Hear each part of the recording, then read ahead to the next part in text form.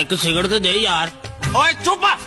ਭਾਈ ਜੀ ਸਫ਼ਰ ਬਹੁਤ ਦੂਰ ਦਾ, ਤੁਹਾਡੀ ਮਿਹਰਬਾਨੀ, ਮੈਂ ਤੇ ਇਦਾਂ ਬੋਰ ਹੋ ਜਾਵਾਂਗਾ, ਮੇਰੇ ਨਾਲ ਕੋਈ ਗੱਲਬਾਤ ਕਰੋ। ਜੇ ਮੈਂ ਆਰਾਮ ਨਾਲ ਤੁਹਾਡੇ ਕਾਬੂ ਆ ਗਿਆ ਤੇ ਇਹ ਮਤਲਬ ਨਹੀਂ ਤੁਸੀਂ ਮੇਰੇ ਨਾਲ ਬੇਰੁਖੀ ਵਰਤੋ। ਓਏ ਬਕਵਾਸ ਬੰਦ ਕਰ ਓਏ, ਚੁੱਪ। ਓਏ ਮੈਂ ਤੈਨੂੰ ਨਹੀਂ ਬੁਲਾਇਆ, ਤੂੰ ਆਰਾਮ ਨਾਲ ਧੱਕਾ ਲਾਈ ਜਾ, ਐਵੇਂ ਮੇਰਾ ਦਿਮਾਗ ਨਾ ਖਰਾਬ ਕਰੀ। ਮਿੰਟੋ ਪਹਿਲੇ ਮੇਰਾ ਮੀਟਰ ਫਿਰ ਜਾਂਦਾ। ਉਸਤਾਦ 1 ਮਿੰਟ ਰੋਕੀ, ਮੈਂ ਥੱਕ ਗਿਆ। ਥੱਕ ਗਿਆ ਤੇ ਮੈਂ ਕੀ ਕਰਾਂ ਫਿਰ, ਮੈਂ ਤੇ ਖਿੱਚ ਰਿਹਾ। ਉਸਤਾਦ ਜੇ ਤੂੰ ਗੁੱਸਾ ਨਾ ਕਰੇ ਤੇ ਮੈਂ ਵੀ ਵਿੱਚ ਵੜ ਕੇ ਤੇ ਇਹਦੇ ਨਾਲ ਬਹਿ ਜਾਵਾਂ।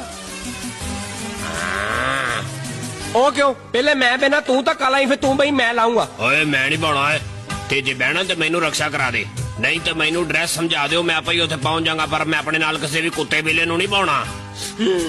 ਓ ਚੁੱਪ ਕਰ ਦੋ। ਲੈ ਵੀ ਤੈਨੂੰ ਆਫਰ ਹੀ, ਜੇ ਤੂੰ ਚਾਹੁੰਦਾ ਨਾ ਕਿ ਅਸੀਂ ਤੈਨੂੰ ਆਜ਼ਾਦ ਕਰ ਦਈਏ ਤੇ ਤੂੰ ਸਾਨੂੰ ਕੋਈ 12-14 ਕਿਲੋ ਦਾ ਭਾਰੂ ਫੜਵਾ ਦੇ, ਅਸੀਂ ਤੈਨੂੰ ਛੱਡ ਦਿਆਂਗੇ। ਕਿਉਂ ਮੈਂ ਇਹਨੂੰ ਹੀ ਲੈ ਕੇ ਜਾਣਾ ਵਾ। ਇਹਦੀ ਸ਼ਕਲ ਕੀ ਤੇਰੇ